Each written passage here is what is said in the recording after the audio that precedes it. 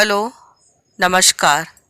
आज मैं भक्ति भाव चैनल में आपको मैं सुशीला अनंत चतुर्दशी भाद्रपद शुक्ल अनंत चतुर्दशी की कथा एवं पूजन विधि बताने जा रही हूँ। इस दिन भगवान विष्णु की कथा होती है। इसमें उदय तिथि ली जाती है। पूर्णिमा का सहयोग होने से इसका बल अत्यधिक बढ़ जाता है। यदि मध्याह्न तक चतुर्दशी हो तो ज़्यादा अच्छी मानी जाती है।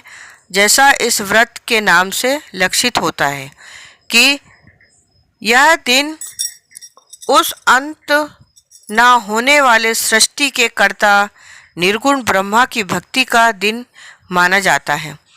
इस दिन भक्तगण लौकिक कार्यकलापों से मन को हटाकर ईश्वर भक्ति में अनुरक्त हो जाते हैं।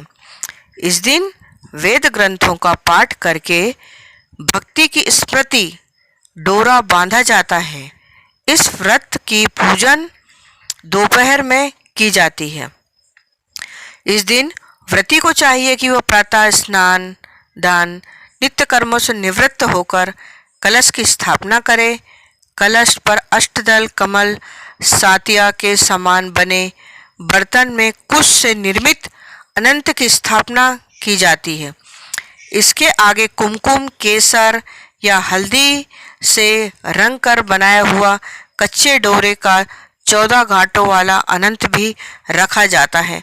आजकल बाजार में सुंदर सुंदर बहुत ही अति सुंदर अनंत मिलते हैं और कुश के अनंत की वंदना करके उसमें भगवान विष्णु का आवाहन तथा ध्यान करके गंध अक्षत पुष्प धूप दीप नैवेद्य आदि से पूजन किया जाता है। तत्पश्चात अनंत देव का ध्यान करके शुद्ध अनंत को अपने दाहिने भुजा पर बांध लिया जाता है। यह डोरा भगवान विष्णु को प्रसन्न करने वाला तथा अनंत फल देने वाला माना जाता है। यह व्रत धन पुत्रादि की कामना से किया जाता है। इस दिन नए डोरों के अनंत को धारण करके पुराने का त्याग कर देना चाहिए।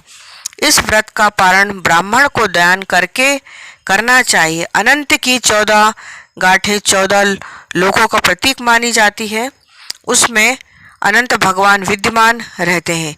भगवान सत्यनारायण के समान ही अनंत देव भी भगवान विष्णु का ही एक नाम है। यही कारण है कि इस दिन सत्यनारायण का व्रत और कथा का आयोजन प्राय किया जाता है, जिसमें सत्यनारायण की कथा के साथ साथ अनंत देव की कथा भी सुनी जाती है। अब हम इसकी कथा प्रारंभ करते हैं। एक बार महाराज युधिष्ठिर ने राजसूय यज्ञ किया। उस समय यज्ञ मंडप का निर्माण सुंदर तो था ही और अद्भुत भी था। वह यज्ञ मंडप इतना मनोरथ था कि जल व स्थल की भिन्नता प्रतीत ही नहीं होती थी। जल में स्थल तथा स्थल में जल की भांति प्रतीत होता था। बहुत सावधानी करने पर भी बहुत से व्यक्ति उस अद्भुत मंडप में धोखा खा चुके थे। एक बार कहीं से टहलते टहलते दुर्योधन भी उस यज्ञ मंडप में आ गया और एक तालाब स्थल में समझ उसमें गिर गया। द्रौपदी ने यह देखकर अंधों की संतान अंधी कहकर उसका उपहास किया। इससे दुर्योधन चिढ़ गया।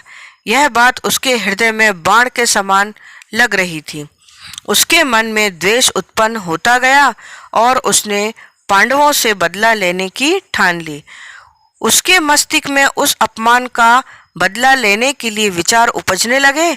उसने बदला लेने के लिए पांडवों को घूत क्रीड़ा में हराकर उस अपमान का बदला लेने की सोची। उसने पांडवों को जुए में पराजित कर दिया। पराजित होने पर प्रतिज्ञा अनुसार पांडवों को 12 वर्ष के लिए वनवास भोगना पड़ा। वन में रहते हुए पांडव अनेक कष्ट सहते रहे। एक दिन भगवान कृष्ण जब मिलने आए तब युधिष्ठिर ने उनसे अपना दुख कहा और दुख दूर करने का उपाय भी पूछा। तब तो श्री कृष्ण ने कहा, हे युधिष्ठिर, तुम विधि पूर्वक अनंत भगवान का व्रत करो। इससे तुम्हारा सारा संकट भी दूर हो जाएगा और तुम्हारा खोया राज्य भी पुनः प्राप्त हो जाएगा। इस संदर्भ में श्री कृष्ण ने एक कथा सुनाते हुए बोले, हे वत्स सुनो, प्राचीन काल में सुमंत नाम का एक तपस्वी ब्राह्मण रहता था। उसकी पत्नी का नाम दीक्षा था। उसके एक परम सुंदरी, धर्मपरायण और ज्योतिर्मय कन्या थी जिसका नाम सुशीला था। सुशीला जब बड़ी हुई तो उसकी माता दीक्षा की मृत्यु हो गई। पत्नी के मरने के बाद तो सुमंत ने कर्कशा नामक स्त्री से दूसरा विवाह कर लिया। तब क्या था, सुशीला का विवाह उस ब्राह्मण ने कौंडिल्य ऋषि के साथ कर दिया। विदाई में कुछ देने के बाद कर्कशा ने दामाद को कुछ ईंटें और पत्थर के रूप में टुकड़े बांध कर दे दिए। कौंडिल्य ऋषि दुखी हो अपनी पत्नी को लेकर अपने आश्रम की ओर चल पड़े, परंतु रास्ते में ही रात हो गई। वह नदी तट पर संध्या करने लगे तो सुशीला ने देखा कि वहां पर बहुत सी स्त्रियां सुंदर वस्त्र धारण कर और सुंदर कपड़े पहनकर नई नवेली दुल्हन बनकर देवी देवता की पूजा कर रही थी। तब तो सुशीला ने पूछने के लिए उनसे विधिपूर्वक अनंत व्रत की महत्ता बताई। सुशीला ने वहीं उस व्रत का अनुष्ठान किया और 14 गांठे वाला डोरा हाथ में बांधकर ऋषि कौंडिल्य के पास आ गई। कौंडिल्य ने सुशीला से डोरे के बारे में पूछा तो उसने सारी बात बता दी। उन्होंने डोरे को तोड़कर अग्नि में डाल दिया। इससे भगवान अनंत जी का अपमान हुआ और वह नाराज हो गए। परिणाम स्वरूप ऋषि कौंडिल्य दुखी रहने लगे। उनकी सारी संपत्ति नष्ट हो गई। इस दरिद्रता का उन्होंने अपनी पत्नी से कारण पूछा तो सुशीला ने अनंत भगवान का डोरा जलाने की बात कही। तत्पश्चात ऋषि बोले, ऋषि कौंडिल्य अनंत डोरे की प्राप्ति के लिए वन में चले गए। वन में कई दिनों तक भटकते भटकते निराश होकर एक दिन भूमि पर गिर पड़े। तब तो अनंत भगवान प्रकट होकर बोले, हे कौंडिल्य, तुमने मेरा तिरस्कार किया था, उसी से